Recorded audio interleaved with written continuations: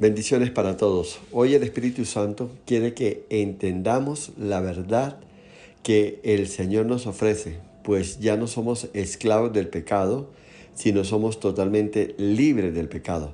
Y quiero que leamos algo importante en Romanos capítulo 6, que dice así la palabra.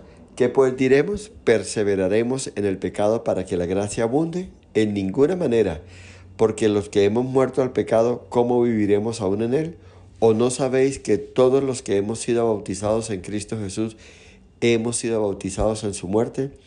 Porque somos sepultados juntamente con él para muerte, por el bautismo, a fin de que como Cristo resucitó de los muertos por la gloria del Padre, así también nosotros andemos en vida nueva.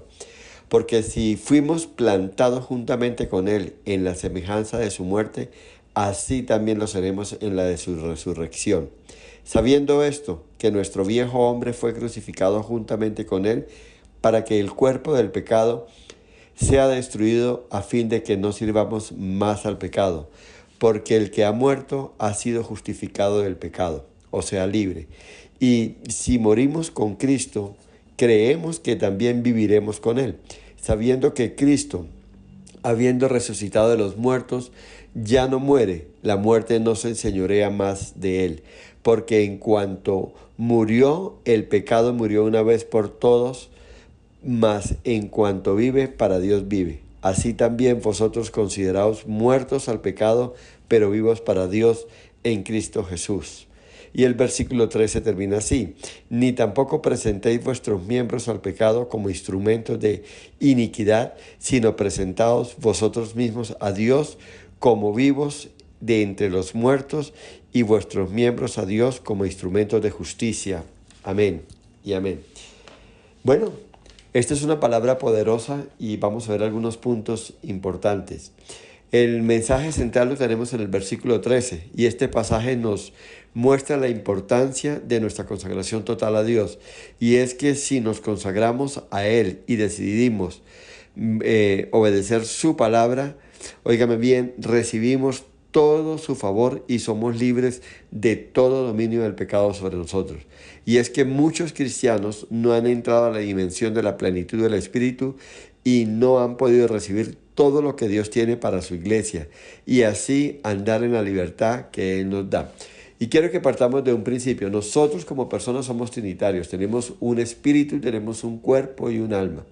Cuando Jesús muere en la cruz, empieza un proceso de restauración o regeneración. Recuerde que perdimos nuestra identidad, perdimos nuestra conexión, perdimos nuestra vida que teníamos en Dios desde el momento en que Adán peca.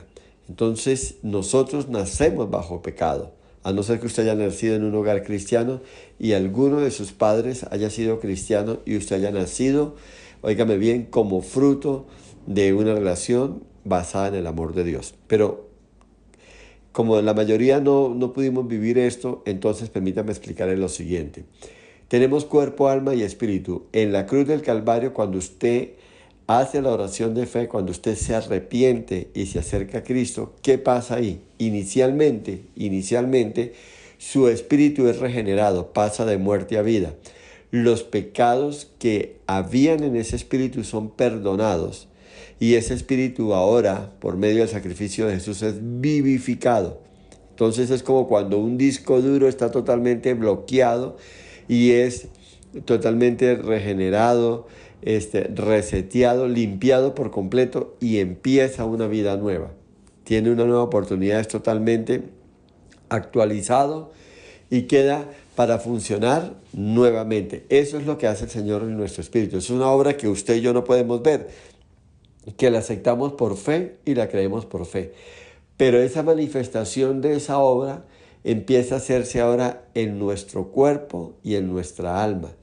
¿Qué pasa con nuestro cuerpo? Quiero ponerlo en contexto. Nuestro cuerpo es el lugar donde se manifiesta el pecado, la vida de pecado que teníamos. Entonces, nuestro cuerpo se vuelve el terreno propicio para que el pecado se manifieste, para que el pecado more allí. Entonces, eso pasa en nuestro cuerpo. Entonces, ¿qué es lo que hace Dios? Libra ese cuerpo del control o el dominio del pecado. ¿Cómo lo hace? Óigame bien esto, y esto es importante que usted lo entienda. Nosotros, por medio de la muerte de Cristo en la cruz, nuestro cuerpo juntamente con Él es crucificado. Entonces, ¿qué pasa con ese viejo cuerpo? Con ese cuerpo minado, contaminado o que era terreno propicio para el pecado. Ese cuerpo ya no está. Eso es lo que representa simbólicamente cuando una persona es bautizada. Óigame bien, entra a las aguas, es sumergido, ese cuerpo, esto es algo simbólico, pero esto en realidad ya pasó en la cruz. Ese cuerpo, óigame bien esto, queda sepultado en esas aguas y nace o reaparece cuando usted sale de las aguas un nuevo cuerpo. Es un cuerpo totalmente libre y descontaminado del pecado. Ya no es un cuerpo que es un terreno propicio para el pecado. Por eso es que no solamente somos libres del pecado, sino que ese cuerpo tiene la facultad de que el pecado ya no se enseñoree de ese cuerpo, no lo controle. Y entonces, ¿qué pasa con ese cuerpo? Ese cuerpo que es ese nuevo cuerpo, óigame bien, es lleno del Espíritu Santo, entra en el control del Espíritu Santo. Es Cristo viviendo en nosotros por medio del Espíritu. Por eso lo hemos hablado.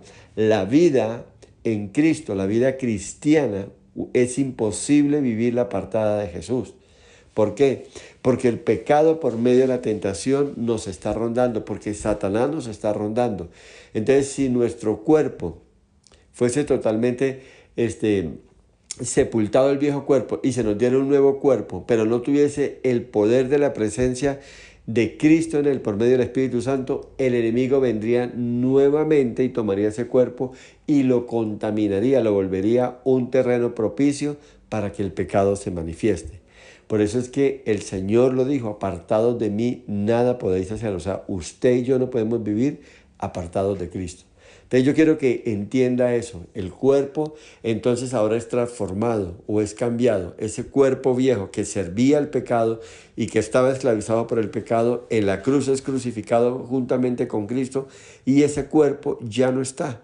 Ahora, cuando Jesús resucita al tercer día, por eso nosotros resucitamos también por medio de Cristo Jesús con un nuevo cuerpo, con una nueva vida, que es la vida del Espíritu. Eso lo quiero que lo entienda.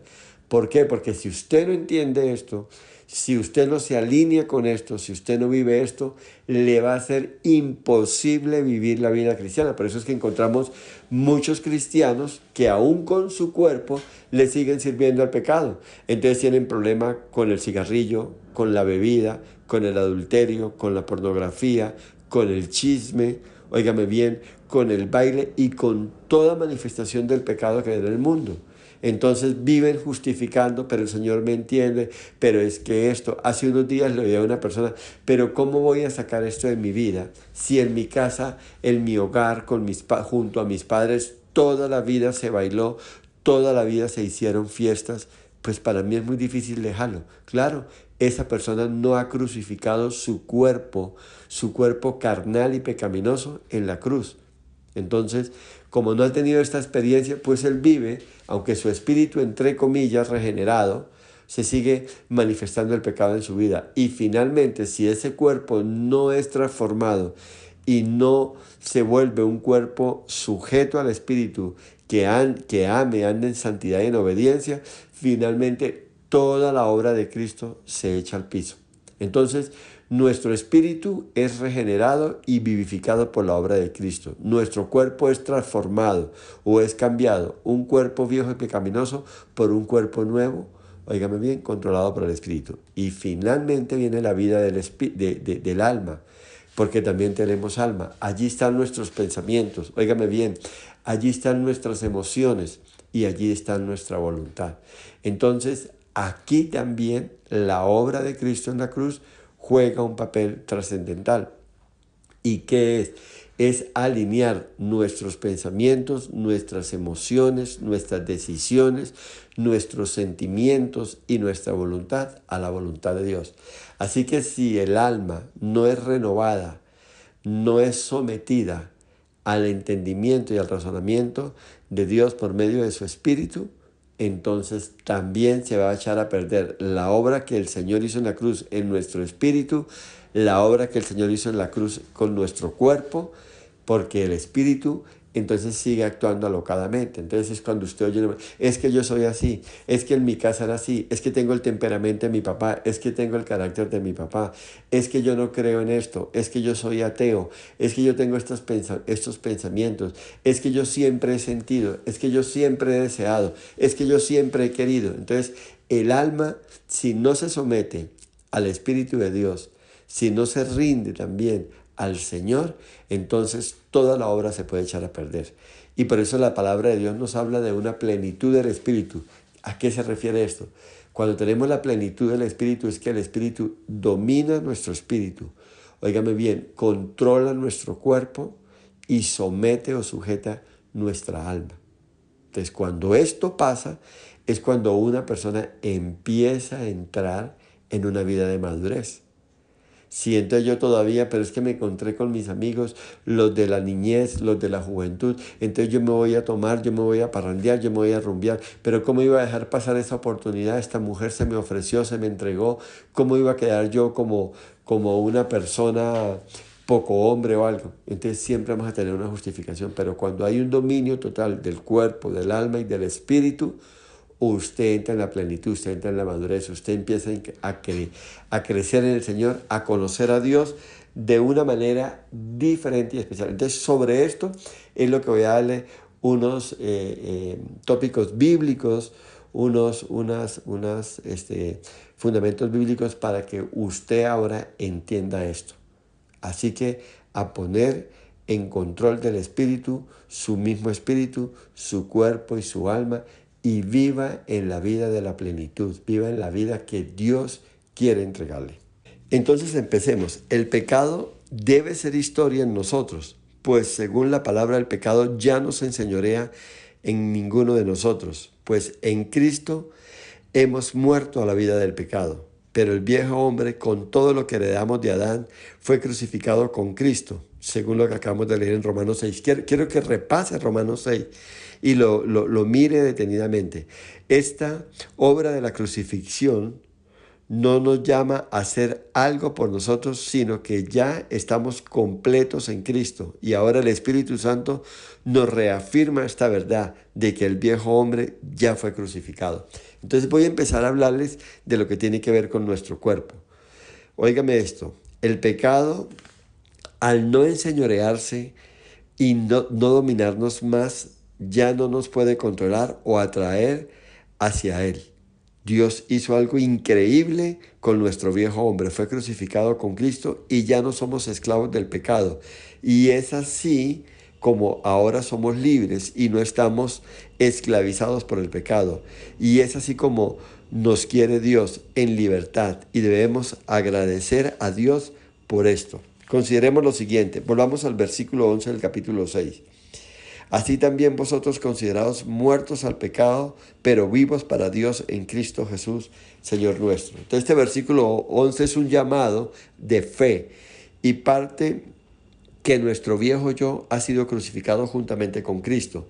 Y nuestro llamado es caminar en esta verdad. Ahora somos muertos al pecado y vivimos solo para Dios. Y esta es una revelación celestial de las que el Señor de lo que el Señor ha hecho por nosotros. Y esto se acepta por fe. No se trata de ver esto y creerlo. No se trata de tener una experiencia tangible de esto. Después de que creemos esta verdad, el Espíritu Santo hará que se manifieste en nosotros esta gran verdad. Y el versículo 13 lo repito nuevamente: ni tampoco presentéis vuestros miembros al pecado como instrumentos de iniquidad, sino presentaos vuestros miembros a Dios como vivos de entre los muertos y vuestros miembros a Dios como instrumentos de justicia. Es como si usted fuese vestido con un vestido muy elegante, de una tela muy fina y de un diseño impresionante, pero tiene una particularidad adicional: es de un color blanco. Entonces, adicionalmente que es un vestido fino, de un gran diseño y de un costo impresionante, agréguele ahora esto: tiene un color delicadísimo. Así tenemos que empezar a caminar, como si estuviésemos viendo ese tipo de vestiduras. Vestido elegante, vestido costosísimo, vestido de un gran diseño, vestido hecho completamente a nuestra medida, pero adicional, una vestidura blanca. ¿Eso qué le implica? A cuidarlo de una manera especialísima. Así es que tenemos que andar. Usted tiene que cuidar todos sus sentidos, sus ojos que miran, sus oídos que oyen, su olfato que huelen, su gusto que prueba, que degusta. Óigame bien, su andar, su caminar, hacia dónde se dirige. Y todo esto tiene que manifestarse en una conducta sometida a la voluntad de Dios, algo que agrade a Dios, pero algo más importante, algo que testifique que Dios está en usted. Por eso es que nosotros como cristianos, como iglesia, tenemos que marcar la diferencia. Nosotros ya no hablamos como el mundo hablaba. Así usted diga, es que yo soy de tal región y allá es muy normal y muy natural ser grosero y vulgar. Es que yo me crié en este ambiente y es muy normal y muy natural. No, usted, esa vieja naturaleza ya murió. Ese viejo vestido, ese viejo ser ya no está. Ahora hay un nuevo ser con unas vestiduras, lo repito, costosísimas, elegantes, hechos a su medida y adicionalmente totalmente blancas. Entonces, ¿qué nos llama? Que presentemos nuestros miembros a una vida de justicia. ¿Qué representa la justicia? O bíblicamente, ¿qué es la justicia? Una vida recta, una vida que agrada a Dios. Cuando usted oiga hablar en la Biblia de justicia, de una vida de justicia, es una vida recta, una vida que agrada a Dios. Entonces, esto tiene que ver con la consagración, algo vital en nosotros como cristianos. Así que si Dios nos pide que soltemos algo de nuestras vidas y el pecado se resiste a que lo soltamos, entonces podremos entrar a la libertad que tenemos en Dios por medio de Cristo Jesús, y esto nos lleva a una entrega total donde nuestro carácter y de nuestras acciones sean como instrumentos de justicia, o sea, que agraden, que testifiquen y que glorifiquen a Dios. Si nos negamos a hacerlo, no llegaremos a la libertad del pecado que Dios nos dio por medio de Cristo. La consagración es un acto de fe y obediencia necesarias para ver la vida nueva y por sobre todo la vida abundante que el Señor nos ofrece. Hay muchos cristianos que aún batallan con el pecado. Y la verdad es que Cristo cambió nuestra relación con el pecado. Antes nuestro cuerpo estaba inclinado hacia el pecado, pero ahora el viejo yo crucificado con Cristo ya no está en esa conexión con el pecado. Se interrumpió el cable conductor y así que ahora tenemos una nueva naturaleza, una nueva vida. Esa tierra contaminada, propicia para que allí se cultivase o germinase el pecado, ya no está. Ese cuerpo, ese viejo hombre, ese hombre contaminado ya no está. Ahora hay un nuevo hombre, una nueva naturaleza. Entonces, ¿qué es lo que pasa allí? Que cuando la semilla del pecado caiga por medio de la tentación, ¿qué va a pasar? El terreno es un terreno que va a quemar, va a fulminar, va a apagar esa semilla que viene a sembrar el pecado. ¿Por qué? Porque ya no es un terreno propicio para que el pecado germine allí. Ese terreno ya fue eliminado, ya fue destruido, ya fue cambiado por uno nuevo, y ahí está Cristo. O sea que cuando nuestro cuerpo es transformado por medio de la obra de Cristo y Cristo mora en nosotros por medio del Espíritu Santo, óigame bien esto, no quiere decir que no vamos a ser tentados, claro que sí. Mientras estemos en este cuerpo, mientras estemos en este mundo, Satanás seguirá haciendo la obra. ¿Y cuál es el objetivo principal de Satanás? Hacer caer, óigame bien, a la iglesia, al pueblo de Dios. Hacerlo volver a sus viejas andanzas.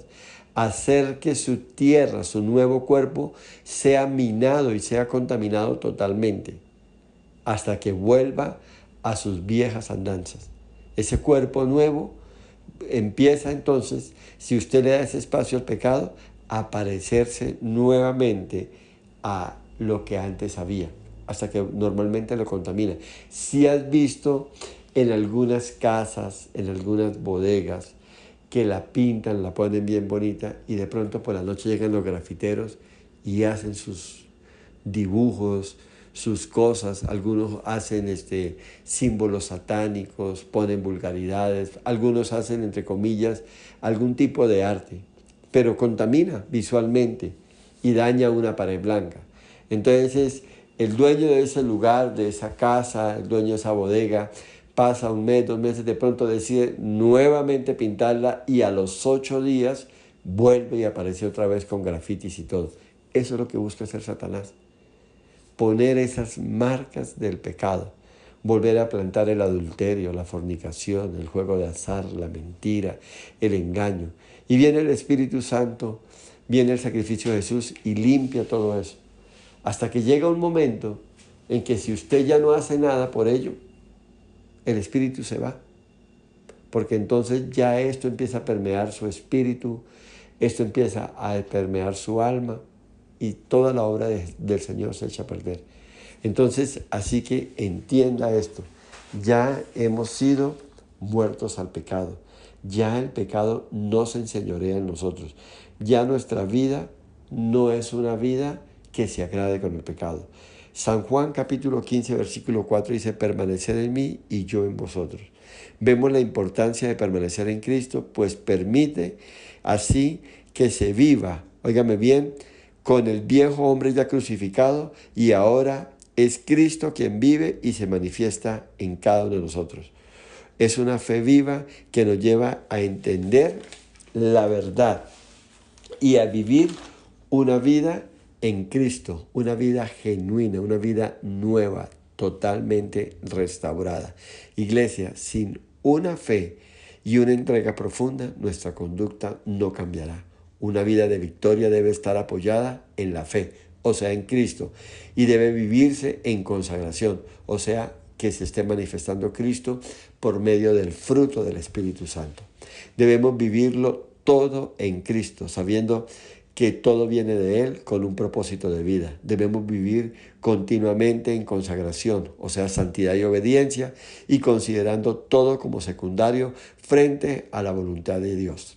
Iglesia, no hay nada en nuestras vidas que no podemos dejar por amor al Señor. Si Dios nos pide algo, nuestro corazón debe estar dispuesto a obedecer, sin importar el sacrificio y precio que tengamos que pagar. Leo San Juan 6:14. Y aunque el pecado no se enseñoreará de vosotros, pues no estáis bajo la ley, sino bajo la gracia. Y esa gracia es la que nos ha dado un nuevo ser, un nuevo cuerpo. Entonces, qué importante vivir así. Este versículo nos confirma la liberación del pecado, pero esto no nos garantiza que la batalla terminó. Y no podemos vivir esquivando el pecado. Debemos entender que la obra de la cruz es completa hasta que el pecado ya no se enseñoree en mí y yo sea totalmente libre del dominio del pecado. Así que va a llegar el momento que si usted en su vida antigua estaba esclavizado al alcohol, usted puede pasar frente a una taberna y usted no va a entrar. Usted puede estar su mejor antiguo amigo ahí, lo puede invitar y usted no, yo ya lo pertenezco ahí. Muchas gracias, te saludo, te bendigo, pero sigo.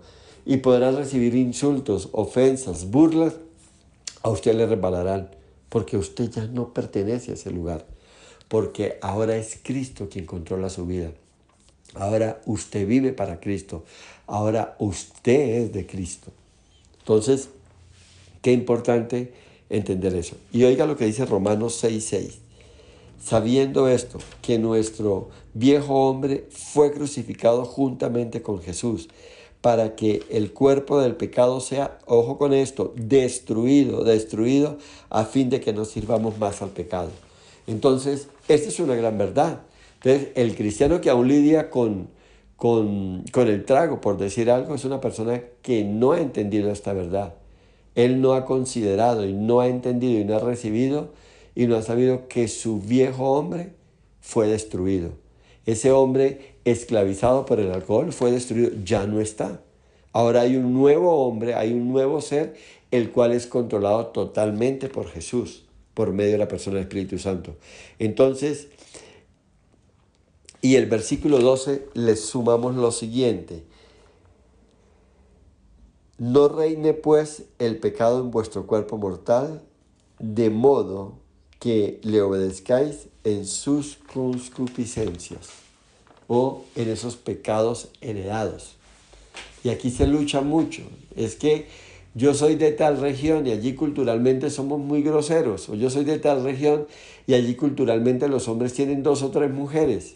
Yo soy de tal región y allí por naturaleza somos apostadores o somos vulgares o practicamos la brujería y nos parece como tan natural y tan normal que se vuelve hasta parte de nuestro orgullo. Y nosotros ya no vivimos para el pecado, porque la obra de la cruz hecha por Jesús fue completa, fue perfecta. Entonces la salvación por fe en Jesús no solo toca nuestro espíritu, sino que produce una transformación real en nuestro cuerpo. El cuerpo es el lugar donde el pecado, óigame bien, actúa, pero cuando estamos en Cristo, nuestro cuerpo ya no sirve al pecado, sino que es un instrumento para la justicia. La redención de nuestro cuerpo también forma parte de la obra de salvación. Y por eso en Romanos 8:11 dice lo siguiente: el Espíritu vivificará también nuestros cuerpos mortales. Entonces el Señor ahora también en nuestro cuerpo, pues recuerde, es el lugar donde el pecado actúa, pero así que nuestro cuerpo deja de servir al pecado y nosotros ya no somos sus esclavos. Entonces era el lugar donde actuaba, era el lugar donde se manifestaba, porque estaba totalmente contaminado, porque era un cuerpo que era como un terreno propicio, que la semilla del pecado que caía allí germinaba inmediatamente, pero ahora ya no. Ahora es un cuerpo con otra nueva naturaleza, de tal manera que si cae una semilla del pecado, entre paréntesis, dada por la tentación, allí queda fulminada por completo. No puede desarrollarse, no puede germinar, es totalmente destruida. Entonces cuando viene el cristiano un pensamiento pecaminoso, un impulso, pero como el pecado ya no se enseñorea en él, entonces esa pequeña tentación, ese dardo de fuego, no fructifica, inmediatamente es apagado. ¿Por qué? Porque mi cuerpo ha sido totalmente transformado. Ese cuerpo viejo, ese cuerpo dado para el pecado, terreno por ejemplo el pecado, ya no existe, ya no está. Entonces ya no es un terreno propicio para el pecado. Así como la semilla del café necesita de ciertas particularidades del terreno, un tipo de acidez, un tipo de altura, un tipo de clima para que la semilla allí germine. Pero si usted coge una semilla de café y la siembra en un terreno árido, seco, supremamente caliente, la semilla allí no hace nada. Tú la puedes sembrar, la puedes cuidar, la puedes echar agua y todo. El terreno, el ambiente no es propicio. Eso pasa con el pecado en un nuevo ser. Cuando se vaya a sembrar la semilla, se vaya a plantar por medio de la tentación o un dardo de fuego o un pensamiento del maligno, no va a germinar, no va a fructificar, porque ese nuevo terreno, dominado y controlado por Jesús, ya no es propicio para el pecado. Qué victoria, ¿no? Qué bendición. ¿Cómo tenemos que agradecerle al Señor lo que ha habido allí? El problema que tiene hoy la iglesia es que no entiende esto. El problema que tiene la iglesia es que no puede ver esto por los ojos de la fe y entonces tiene todos estos conflictos y estos problemas para poder aceptar esto y lograr esta situación. Entonces ahora quiero que miremos el tema del alma, porque sufrimos mucho con esto, lidiamos mucho con esto porque somos personas almáticas, emocionales, y esta área también estamos obligados a entregarlas al Señor. Entonces, no basta con el quebrantamiento del cuerpo, sino también con la de nuestra alma, o sea, con nuestros pensamientos, emociones y sentimientos, y también con nuestra voluntad. El alma, el pensamiento y las emociones son muy activos y se manifiestan buscando afectar lo que hemos alcanzado en nuestro espíritu y con nuestro cuerpo. Nuestra voluntad, nuestra mente y nuestras emociones inciden mucho en cómo vivimos y cómo llevamos nuestra vida de fe. Entonces, la obra de Jesús va dirigida a regenerar nuestro espíritu, liberar el cuerpo de pecado y transformar nuestra alma. Insisto, pensamientos, emociones y voluntad. Y es aquí donde se da la tibieza o una conversión superficial, sin tener un nuevo nacimiento. La obra de Jesús actúa en mi espíritu directamente, en nuestro cuerpo, cuando empiezo a entenderlo y a darle espacio a que esto se dé en mi vida. Pero mi alma sigue suelta y obrando como ella quiere. Y esta obra es completa solo cuando el Espíritu Santo actúa continuamente en nosotros. Así que debemos permitir que el Señor quebrante todas las áreas de nuestras vidas, permitiendo que transforme nuestra forma de pensar, nuestra forma de vivir, nuestra forma de ver la vida y así caminar dentro de la voluntad del Señor. Entonces, yo lo oigo mucho. Yo desde niño he deseado esto y esto. Y hemos crecido, somos cristianos, pero sabemos que eso es pecado, pero lo justificamos. Es que esto era un sueño mío de niño.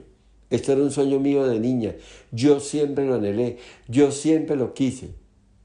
Pero en la nueva vida, eso ya no tiene espacio, porque era un deseo que está fuera de la voluntad de Dios. Pero más sin embargo, como es un deseo y nuestra vida almática se mueve por los impulsos, por los sentimientos, por los deseos, por el yo quiero, yo siempre he soñado, yo siempre he querido, yo siempre he deseado, y entonces se puede echar a perder la obra del Señor. Entonces, qué importante es poder entender que si nuestra alma no es controlada por el Espíritu Santo, vamos a estar perdidos. La libertad del pecado es un regalo precioso del Señor, pero la obra transformadora es un trabajo del Espíritu Santo a lo largo de nuestras vidas. El problema es que nuestras emociones y nuestra vida almática no es controlada directamente. Por ejemplo, dice la palabra de Dios, quitad de vosotros toda gritería, toda maledicencia. Entonces, todas estas cosas que forman parte de nuestra cultura, de nuestra manera de ver, el maldecir por todo, el renegar, el insultar, el maltratar, el ser orgulloso, todas estas cosas es un proceso que nosotros tenemos que ir trabajando. El Espíritu Santo por medio de la palabra nos lo irá mostrando, pero tenemos la responsabilidad de hacerlo. Pero como lo justificamos, es que así somos en mi familia, así somos en la ciudad donde yo me crié, así es esto y así es aquello, y justificamos y justificamos. Entonces, la libertad del pecado, les decía, es un regalo precioso del Señor, pero la transformación de nuestro espíritu es algo que tenemos que ir trabajando a lo largo de nuestra vida. Entonces, óigame bien esto, con un espíritu regenerado, un cuerpo libre del dominio del pecado y un alma alineada con la voluntad de Dios, nos pone en la ruta que nos conduce al reino de Dios. Cuando el alma no es transformada, se vive en función del yo. Entonces yo creo, yo pienso, yo deseo, yo quiero, yo anhelo, yo sueño, y así se sigue viviendo como antes se vivía, sin experimentar un nuevo nacimiento o caminando en una vida nueva y una vida abundante, que es la vida del Espíritu, que es la vida que está sometida a la voluntad de Dios, que es una vida que está gobernada bajo los principios, bajo la doctrina, bajo la constitución del reino de Dios. Qué tremendo esto. La vida almática, o sea, emocional y sentimental, siempre buscará exaltar al yo, y esta se manifiesta a través de 3 formas. 1, la rebeldía; 2, el orgullo; y 3, la búsqueda de los placeres del mundo. Si un creyente se aferra a este estilo de vida emocional, mostrará estas 3 características en su vida. Entonces, es donde encontramos una iglesia tibia, una iglesia liviana, una iglesia que cuando le tocan las emociones la ponen a gritar, la excitan y empieza a pecar desaforadamente. Si no avanzamos en nuestra vida espiritual y damos rienda suelta al alma, entonces ésta seguirá dominando, y esto no es el plan de Dios para nosotros, y perderemos el fruto del Espíritu Santo en nuestras vidas. La vida del alma tiene que ver con la vida natural e independiente de Dios, y esta vida natural es la que nos hace ser lo que somos: imperfectos, rebeldes, pecadores y alejados de Dios, y puede generar un hombre también amable, bueno, humilde, sencillo, pero es una vida natural que finalmente es débil y siempre estará inclinado al pecado. Todo eso hace el alma. Las emociones tienen como una doble cara, como una doble moral. Usted puede verse como una persona buena, amable, ayudadora, que bendice, que cuida, pero siempre estará inclinada al pecado. Ante una presión fuerte, usted caerá rendido al pecado. Por eso no puede estar dominando todo su ser. La vida del alma tiene que ser una vida que tiene que estar también controlada por el Espíritu de Dios. Y usted tiene que llevar esas conductas de su vida a la cruz, ir llevando su gritería, su maledicencia, su hipocresía, su engaño, su mentira, su doble moral, Todas estas cosas usted tiene que irle entregando y reconociendo. Yo no puedo darle espacio a esto. Y es ahí donde empieza a aflorar la nueva vida, la vida abundante que el Señor nos ofrece. Entonces, esta nueva vida es abundante y sobrenatural y fuera de lo común, completamente sometida a Dios y totalmente controlada por el Espíritu de Dios. Es ahí donde nos quiere el Señor. La vida del alma, la natural, es una vida común, simple e imperfecta, y esta es la que vive todo ser apartado de Dios, buscando en sus fuerzas y de acuerdo a su parecer o de acuerdo a su sentir lo que Él quiera. Al contrario, la vida del Espíritu nos conduce al camino dentro de la voluntad de Dios para alcanzar el propósito que tiene Dios para cada uno de nosotros. Y si el pecado domina nuestro cuerpo y el alma lo justifica, entonces vendrá un disfrute de ese pecado. Y esto también no es el plan de Dios. La vida del alma actúa de acuerdo a quien tenga el control. Antes de la caída de Adán, la vida estaba dominada por el Espíritu Santo, pero después de la caída, el control quedó en manos del pecado. Y así, cuando el pecado reina, guía nuestra alma al pecado y así todo nuestro ser a la muerte. Recuerde que la muerte que habla la palabra de Dios es una muerte espiritual. ¿Y qué implica esa muerte? Es vivir la eternidad separados de Dios y aún vivir esta vida. Cuando estamos muertos por nuestros delitos y pecados, estamos muertos es a una relación viva con el Señor. De una persona, cuando la Biblia habla de una persona que está viva físicamente, pero muerta en sus pecados o muerta, esa vida espiritual es una vida separada de Dios. Y cuando una persona no conoce a Dios, su vida está controlada por el alma y su vida atada al pecado. Y por naturaleza caminamos o convivimos con el pecado y, óigame bien, insólito esto, pero lo aprobamos, lo certificamos. Y así es la vida de una persona que no está en Cristo, muerto espiritualmente, hablando y viviendo y deleitándose en sus delitos y pecados. Pero cuando por gracia recibimos la muerte sustitutiva de Cristo en la cruz, todo cambia. Dios pone su vida en nosotros y esta es la nueva vida que recibimos. Es la vida del Espíritu que transforma todo desde adentro. Y a partir de este momento, en el creyente conviven dos vidas, la del Espíritu y la del alma. Son como dos naturalezas que luchan, la de Dios y la del pecado. Dos naturalezas antagónicas que están en constante conflicto. Luchan día a día por controlar todo nuestro ser. Y este tiempo de lucha, en este tiempo de lucha el cristiano está en un estado de inmadurez espiritual. Pero cuando la vida del Espíritu se impone y cuando la vida del alma, las emociones, los sentimientos, los afectos, la manera de pensar, la manera de entender, la manera de visualizar las cosas, ya no son conforme a mi parecer, ya no son conforme al yo, sino ahora está totalmente controlado y permeado por el Espíritu de Dios, es cuando alcanzo la madurez completa. Es ahí donde nos quiere llevar el Señor. Es ahí donde nos quiere elevar el Señor. Entonces, tenemos un reto, tenemos un llamado gigante. Y el fin de esta etapa es vivir con la seguridad, óigame bien, de que las pasiones, los placeres y el atractivo del pecado ya no nos dominan.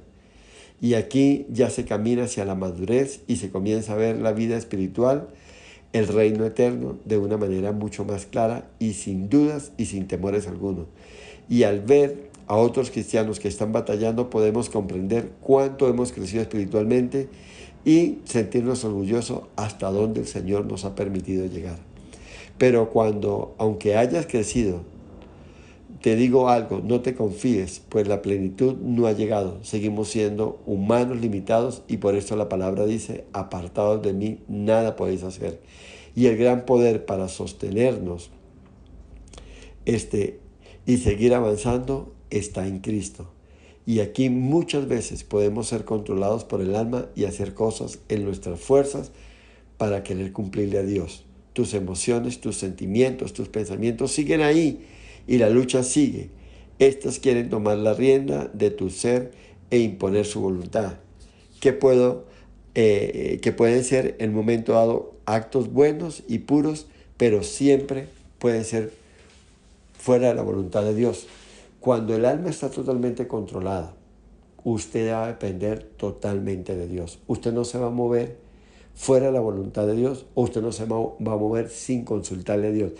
Así sea que lo que tenga por delante por hacer sea de buen nombre, sea una ayuda y sea una bendición para otra persona. Me explico. Muchas veces nos metemos en compromisos por ayudar a otra persona. Comprometemos nuestra paz, nuestro gozo. Nos salimos del propósito de Dios porque estoy haciendo una buena obra, ya sea con un familiar, con un ser querido, cercano, con alguna persona necesitada. Pero la pregunta del millón es, ¿era la voluntad de Dios? ¿Dios te quería allí? ¿Dios quería que tú hicieses esto, aquello, lo otro? Por eso, una persona que tiene controlado su cuerpo, su alma y su espíritu al Señor, consultará a Dios, esperará en Dios, así sea una buena obra, así sea algo de buen proceder, así sea algo que va a dejar en alto el nombre de Dios, pero si no es la voluntad de Dios, usted no lo va a hacer. Entonces, el control total, la plenitud del Espíritu sobre nuestro cuerpo y nuestra alma y nuestro espíritu nos va a llevar a ¿qué? A depender totalmente de Dios, a vivir en plenitud de su voluntad para agradarlo a Él y solo a Él. No nos vamos a mover hacia otra dirección, no vamos a hacer otra cosa, así sea buenísima, así sea perfecta, así sea maravillosa. Si no está en la voluntad de Dios, no lo voy a hacer. Entonces la vida del alma controlada por el Espíritu nos va a llevar a eso. Entonces, iglesia, la verdadera madurez espiritual implica reconocer nuestras debilidades y limitantes, pero también se trata de aprender a confiar en la gracia y el poder de Dios. Y esto solo se logra cuando nos rendimos por completo a Dios y nos sometemos a su voluntad totalmente, confiando en su poder y así alcanzar lo que Dios quiere para nosotros. Una vida totalmente transformada, con una madurez auténtica, duradera en nuestra fe, pero también dependiendo 100% del Señor. Cuando un creyente alcanza esta madurez, él sabe cómo lidiar y dirigir su vida del alma para potenciar su espíritu y así obedecer al Señor en todo lo que Él demanda. La madurez nos lleva a través del alma a reflejar y manifestar toda la obra del Espíritu Santo en nosotros por medio del fruto. Cuando usted tiene control de su cuerpo y su alma y su espíritu bajo la tutoría de Dios por medio de su espíritu, usted empieza a fructificar. Entonces aparece la mansedumbre, la paz, el gozo, la fe, el amor, la templanza, todo lo que es la manifestación del Espíritu. Qué tremendo esto. La madurez entonces nos lleva a través del alma a reflejar todo este potencial que viene del Espíritu de Dios. Y aquí es donde muchos se quedan y se ven como niños fluctuantes y siguen comiendo alimento liviano cuando ya deberían de comer alimento sólido. Entonces, ¿qué pasa? Una persona ha sido regenerado su espíritu, ha podido lidiar con el pecado en su cuerpo, pero su alma sigue loca. Entonces, donde usted ve personas inmaduras, un día va a la iglesia, otro día no va, un día le da esto, un día le da lo otro, un día se sale, un día vuelve a la iglesia, un día toca el cielo con las manos, otro día está por el piso. ¿Por qué? Porque no alcanzaba la madurez, porque su alma, porque su vida está controlada aún por sus emociones. Y entonces no tienen paciencia, no hay humildad, no obedecen a la palabra plenamente, sino lo hacen por momentos y no son capaces, lo más grave, de depender de Dios, de esperar en Dios, de confiar en Dios. Ahora tienen que quedar claro algo: el creyente no puede agradar a Dios con sus propias fuerzas. Usted tiene que agradar a Dios con cuerpo, alma y espíritu. Y esto es por la ayuda del Espíritu de Dios. No hay otra. El apóstol Pablo lo puso en estos términos: todo lo puedo en Cristo que me fortalece. En tus fuerzas no puedes hacer algo. Y algo que hace el alma es imponer: yo lo puedo hacer, yo soy capaz de hacerlo. ¿Te acuerdas cuando Jesús le estaba lavando los pies a sus discípulos? Que dijo Pedro: ¿a mí no? ¿Cómo se te ocurre? ¿Y qué le dijo el Señor? Pedro, si no me lo permites, no tienes parte conmigo en el reino de los cielos. Tenemos que humillarnos, tenemos que aceptar los caminos, tenemos que aceptar la voluntad de Dios, tenemos que vivir para Dios, en Dios y con Dios. Si esto no pasa, usted está lidiando con su alma. Usted cree que usted lo puede hacer. Usted cree que usted es mejor que Dios. Usted está creyendo que usted tiene más misericordia que Dios, que en usted hay más poder que en el mismo Espíritu Santo. Y la vida en el Espíritu apartado del Señor, imposible vivirla. Soberano Señor, te damos gracias. Nos hiciste trinitarios, cuerpo, alma y espíritu. En la cruz pusiste bajo tu control todo esto. Regeneraste nuestro espíritu pasando de muerte a vida. Transformaste nuestro cuerpo, destruyendo el cuerpo de pecado y dándonos un nuevo cuerpo en el cual habita Jesús por medio del Espíritu Santo. Señor, y nos diste la autoridad, la capacidad, el entendimiento, la fuerza y el poder para poner bajo el control del Espíritu de Dios nuestros pensamientos, nuestras emociones, nuestros sentimientos y con lo que más luchamos, con nuestra voluntad, Señor. Padre, hoy venimos delante de ti y rendimos nuestro cuerpo, alma y espíritu y te entregamos el control total y absoluto de nuestra vida para hacer lo que tú quieres, para vivir como tú quieres y para andar por las sendas de justicia que tú has determinado. En el nombre de Jesús te alabamos y te bendecimos y te adoramos por todo y te damos gracias. Amén y amén.